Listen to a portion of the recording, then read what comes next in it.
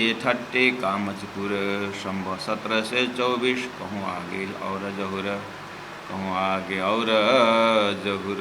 बोलो श्री प्राणनाथ प्यारे की जय।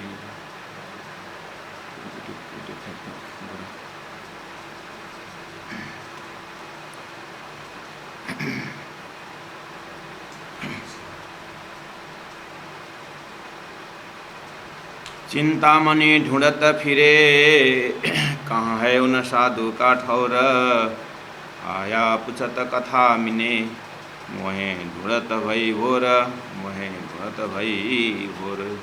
सच्चिदानंद धाम धनी की जय। सुंदर सा जी ठठानगर का प्रसंग। महामती प्राण जी पहुँच गए हैं चिंतामणि कबीरपंथी के जगह। और क्योंकि बोली और शब्द प्राण जी ने कहा है वाणी में, शब्द कोई चिन्हो साधु भाई, शब्द कोई चिन्हो। शब्द से पहचान होता है कि कौन कहाँ के लक्ष्यवान है। तो पहले हरजी व्यास के प्रसंग में भी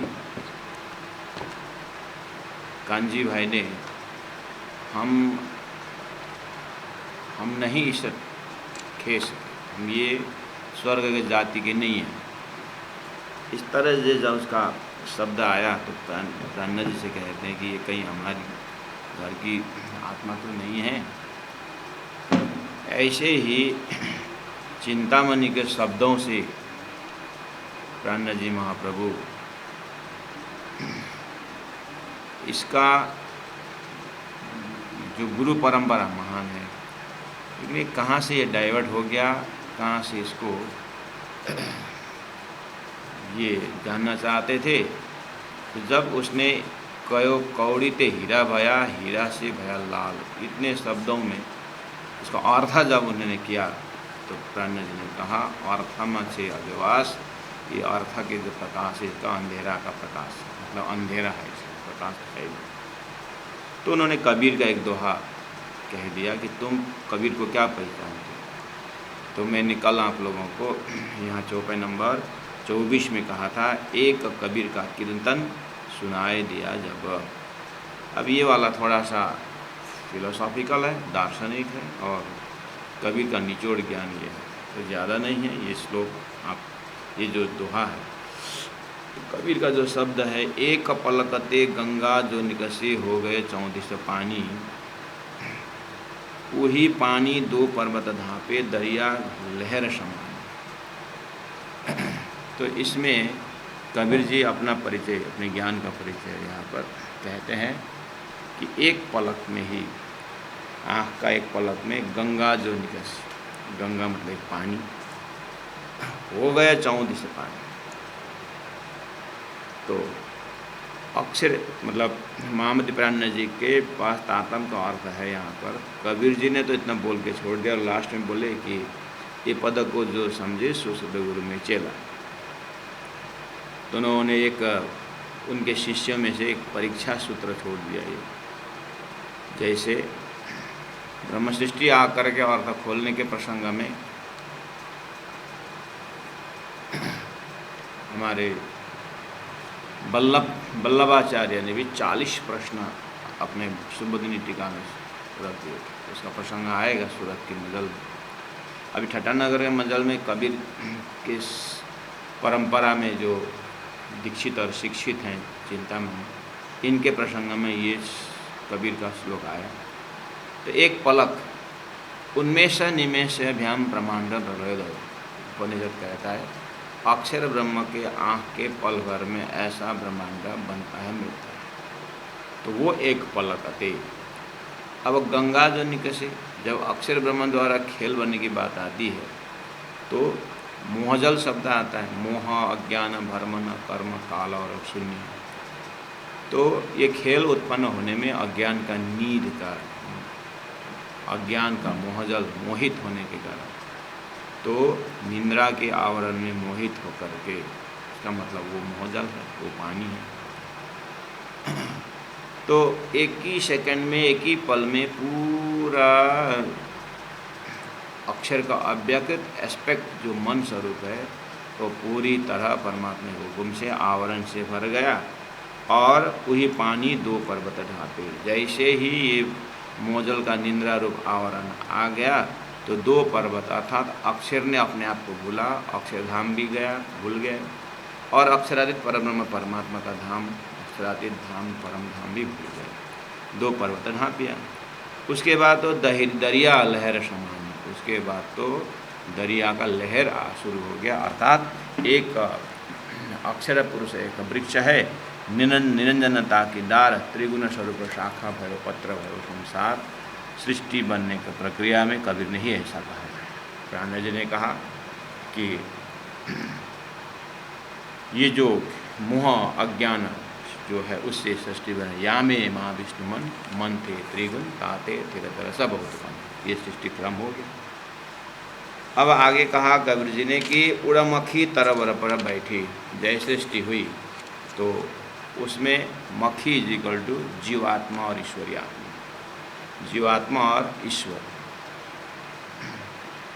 तो उड़मक्खी तरवर पर बैठी।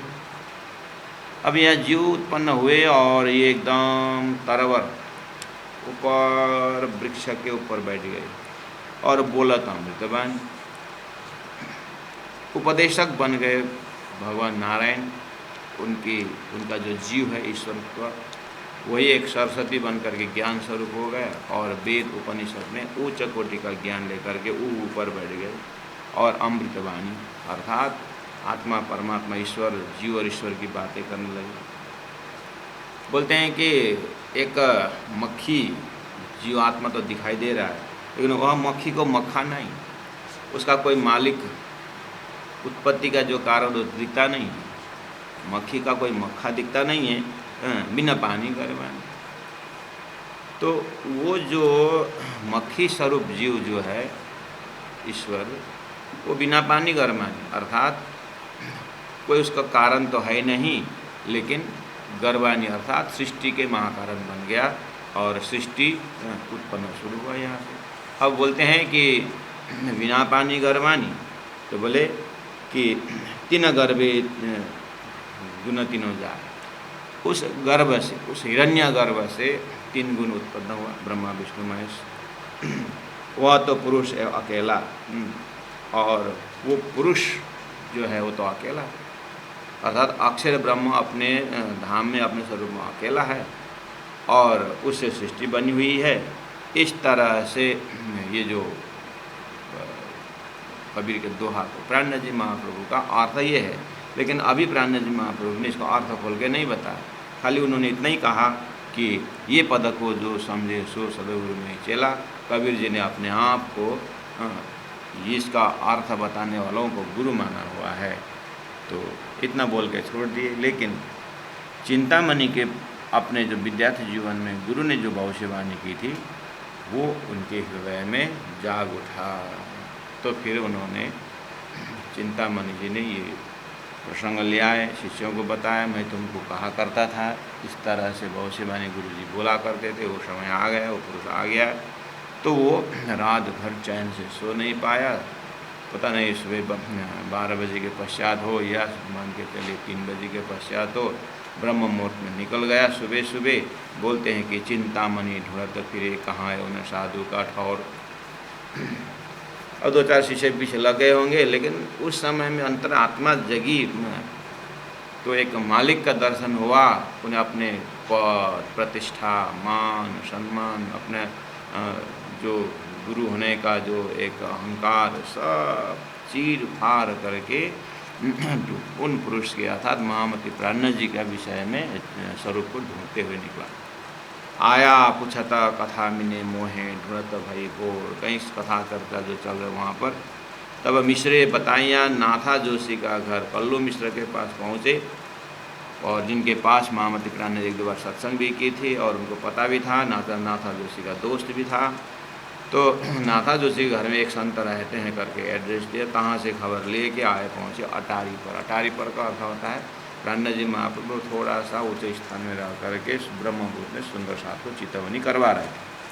परमधाम की ब्रह्मवाणी चितौनी करवा रहे थे, वहाँ पर पहुँचे। तहाँ साथ सब बैठे थे, जो भी सुंदर साथ जगे हुए थे महामती प्राणनाथ जी के साथ में। तो बीच में बैठे श्रीराज, उनके बीच में महामती प्राणनाथ जी बैठे थे। चर्चा के बखत में लगा चिंतामणि कदमों इन काज, बोलो श्री प्राणनाथ हरे की। चर्चा के बखत में लगा। समय भी कैसे समय पहुँचे देखिए। अर्जुन और दुर्योधन पहुँचे थे कृष्ण के पास, सोए हुए तब।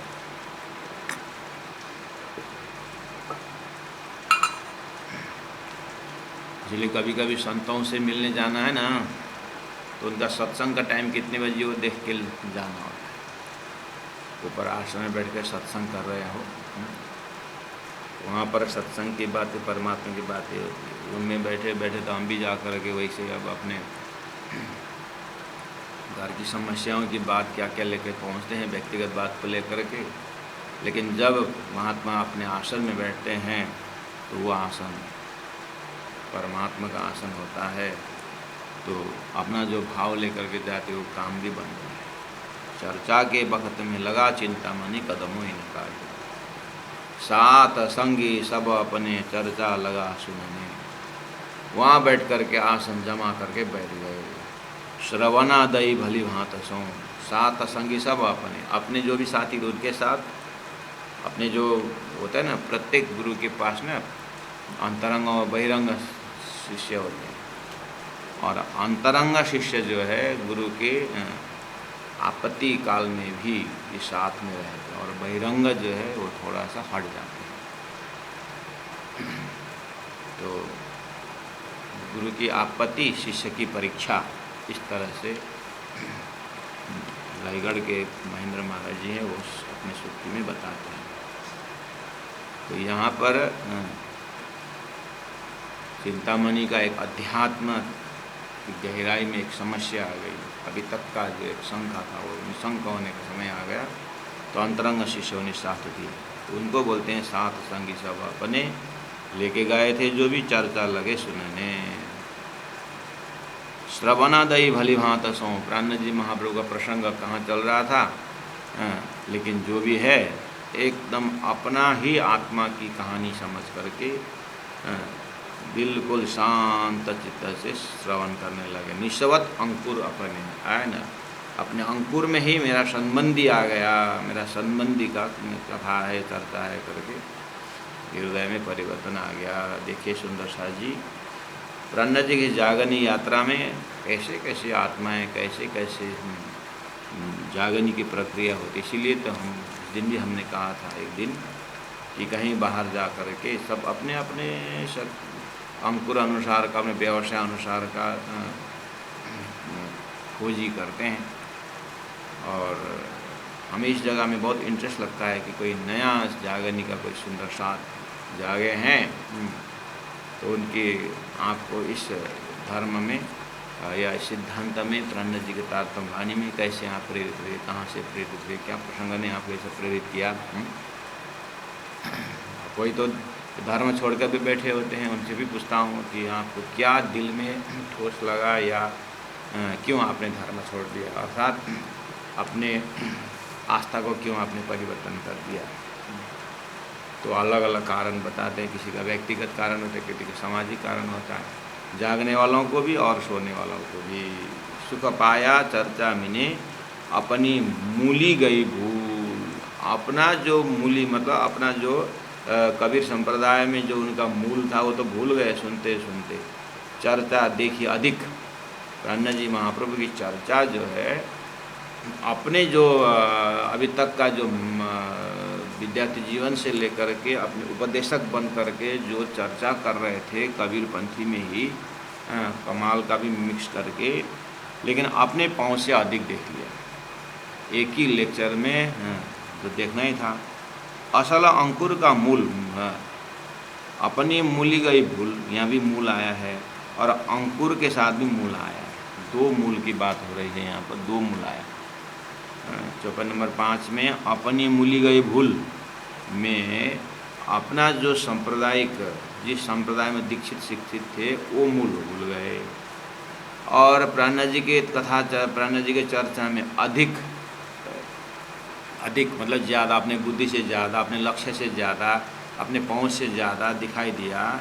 और असल अंकुर का मूल, सुनते सुनते सुनते सुनते प्राणनाथ जहाँ खड़े होकर के बोल रहे हैं मैं भी वहीं का सदस्य हूँ, ऐसा उनका असल अंकुर अंदर अंदर साक्षी देने लगा। इनके जो सेवक थे खलबल पड़ी तीन में।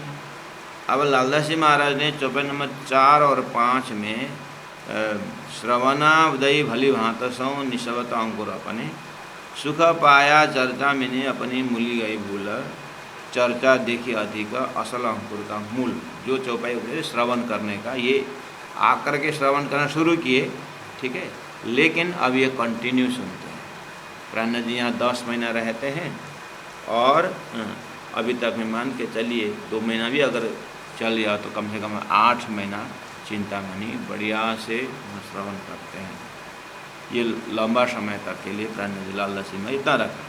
लेकिन जैसे ये आसन जमा करके चिंतामणि बैठने लगे, श्रवण करने लगे, इनके जो सेवक थे, इनके जो शिष्य थे, सेवक थे, ट्रस्टीगण थे, अपने कबीर पंथी के संचालक लोग थे, वहाँ खलबल पड़ी थी। उन्होंने बहुत भयंकर खलबल पड़ी। क्यों? तो होना ही है, जब एक गादीपति ही अब दूसरे संतों के पास कुर्बान होकर के रात दिन वहीं दौड़ते हैं, अपनी सेंटर नहीं संभालते हैं, उपदेश नहीं करते हैं, तो फिर गड़बड़ तो होना ही।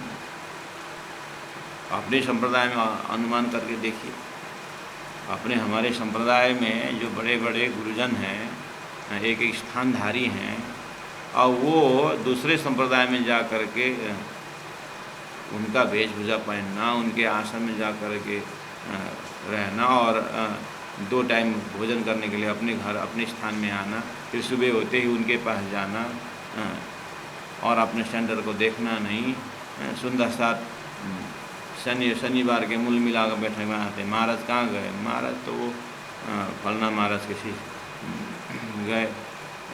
फिर रविवार सत्संग आता है, महाराज मिलते नहीं, कहाँ गए? तो अरे वो फलना के गए। तो सुंदर साथ खड़बड़ होती कि नहीं?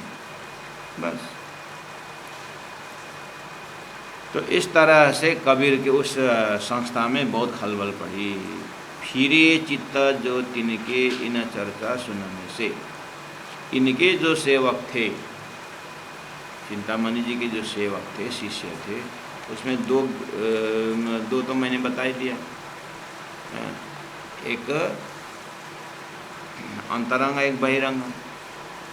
तो अंतरंग वाले, अब गुरु महाराज का ऐसी इच्छा है कि वो वहाँ श्रवण करने जाता, हम भी जाएं, क्या है, ज्ञान लेने में क्या होता करके ये वाला इनके साथ साथ गए।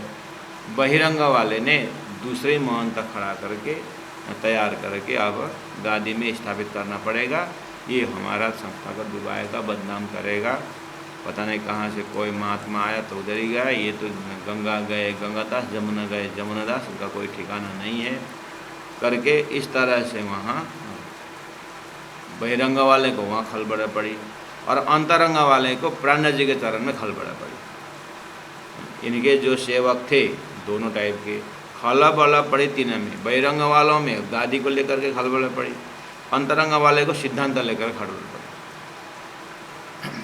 ठीक है। और यहाँ दोनों मुख्य गौण में से मुख्य ये लेना है, जो प्राणनाथ जी के चरण में आए जो चिंतामणि का अंतरंग शिष्य, इनमें बहुत खलबल पड़ी। फिरे चित्त जो तिनके इन चर्चा सुनने से। प्राणनाथ जी के पास चर्चा सुनते सुनते चिंतामणि को तो अंतरंग में चिंतामणि को तो दिल फिरा ही फिरा, वो तो पहले ही संकेत मिल गया। लेकिन उनके साथ में गुरु के एक भाव से आने वालों का भी हृदय में चित्त फिरने लगा। दोए तीन दिन दोए तीन लगा चर्चा सुनी बनाए। दिन दोए तीन लगा, 2-3 दिन तक कंटिन्यू इन्होंने चर्चा सुनी। चर्चा सुनी बनाए। चर्चा सुनी बनाए का अर्थ होता है सुंदर साथ जी बनाए शब्द बहुत बार आता है चौपाई में। उसका अर्थ है पूरी तरह भाव भक्ति के साथ एक श्रोता में होने वाला जो धर्म है, शील है, संतोष है, नरमय है, कोमलता है, श्रद्धा सुमन है, तद्विधि प्रणिपातेन परिप्रश्नेन सेवया उपदेशन्ति ज्ञानम ज्ञानिनस् तत्त्वदर्शिनः। गीता में कहा है कि ज्ञानियों के पास कैसे जाना है। ये सभी एक पात्रता को लेके जाने वाला जो क्वालिटी है, एक शिष्यत्व धर्म जो है, उससे संपन्न गुण को यहाँ पर चर्चा सुनी बनाए करके कहा।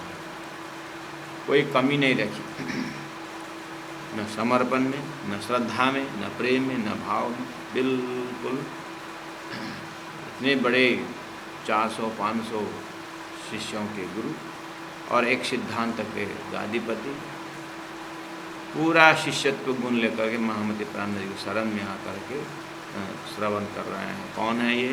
परमधाम की आत्मा तारतम के शरण में आए। सिंपल सी बात। उनके लिए जो दिव्य आत्माएं हैं, उनके लिए संसार की गादी से क्या मतलब है। जब अंदर से गीस हो जाएगी तो कम से कम चिंतामणि अपने पद को, अपने प्रतिष्ठा को पाद तली दबा करके प्राणनाथ जी के शरण में आते। बस हम ही लोग हैं, तो थोड़ा मोड़ा पद लिया है, थोड़ा मोड़ा पैसा लिए हैं, थोड़ा बहुत संसारी ज्ञान का, संसारी धन का थोड़ा बहुत हमने इकट्ठा कर रखे हैं, और बस ये हमको झुकने नहीं देता है, ये हमें परमात्मा के पास में नरमय आने नहीं देता, कोमलता आने, समर्पण आने नहीं देता है, कि हमको ये असर करने वाला तो है। चिंतामणि को ये सब कुछ नहीं रोका, तब सब लगे कदमों हुई पहचान हक का जाए। सबको महामती प्राणनाथ जी के अंदर ब्रह्म तत्व का दर्शन हुआ। इस तरह से ये श्रवण करने लगे प्यारे सुंदर शाह जी। अब धीरे धीरे प्राणनाथ जी को भी समझ में आने लगा कि इसमें कुछ न कुछ अंकुर तो है। अब ये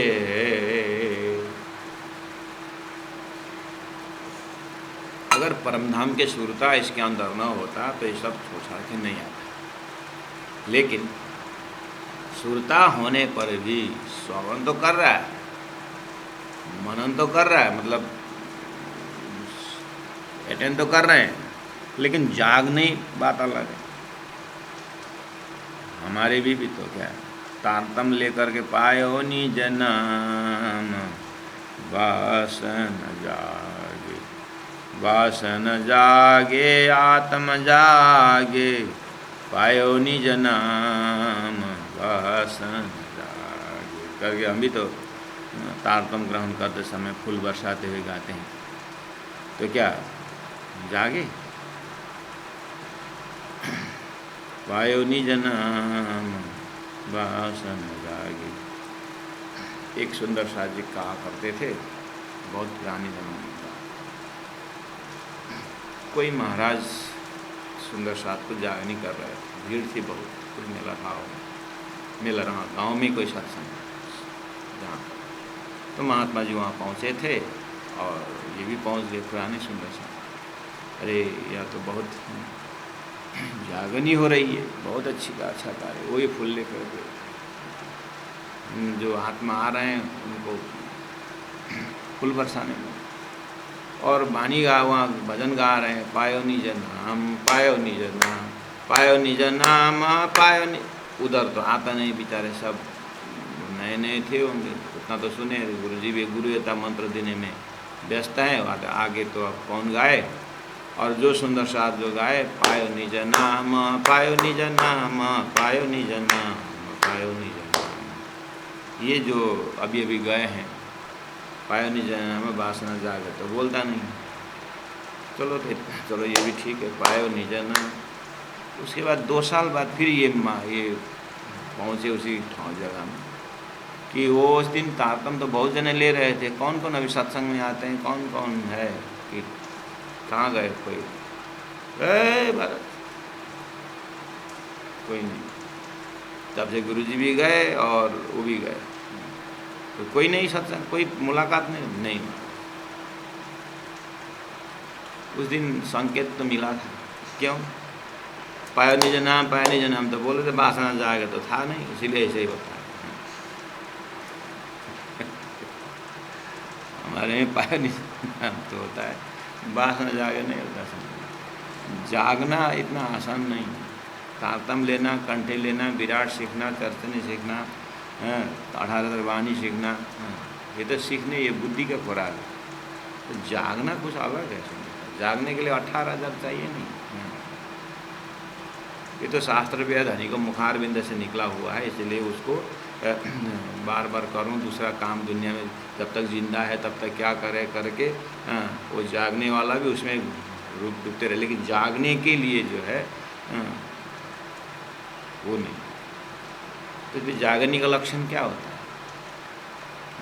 परात्म पकड़ना है, परमात्मा के अपने स्वरूप को जानना है। तो पायो निज नाम वासना जागे। तो प्राणनाथ जी महाप्रभु ने आकर के सुन रहा है चिंतामणि, उसके दर्जा पर। अब इसको ज़्यादा हैमरिंग देना है, और इनके जो शिष्य है उसी ढंग से। अब इसी में किसी को तेज दर्जा का ज्ञान देना है, हायरिंग देना है, किसी को किरण लेवल का, और किसी को प्रकाश लेवल का देना। सुंदर साथ जी इस तरह से अब ठट्टा नगर में महामती प्राणनाथ जी चिंतामणि को जगाने के प्रसंग में, अब आगे का प्रसंग बहुत मेहनती वाला है, और मैंने अब आज भूमिका बांध करके रखा हूँ। अब प्राणनाथ जी महाप्रभु किस ढंग से उनको जगाते हैं, और अपने आप को देखना पड़ेगा कि हम दीप बंदर से ठट्टा नगर पहुँचते पहुँचते 2-3 दर्जा के सुंदर साथ मिले हैं। एक पुराना में दृढ़ कर रहे हैं, नया में विकास कर रहे हैं, और किसी को नौतनपुरी भेज रहे हैं, किसी को नहीं भेज रहे हैं, यानी बिहार जी के पास भेजें, किसी को नहीं भी भेज रहे हैं। वह नया भी है, पुराने भी है। इतने में भी अपने को, अपने अंतस्करण का दर्शन हो सकता है। और भी कुछ बाकी रहा अगर तो और प्राणनाथ जी मेहनत करते हैं। तो उस प्रसंग को कल आगे बढ़ाते हुए आज आपको पूर्व सूचित है कि मैं सुंदरसा से आग्रह करता हूँ, चौपाई भी नहीं धरूँगा, मजल के अंदर ही हम जो है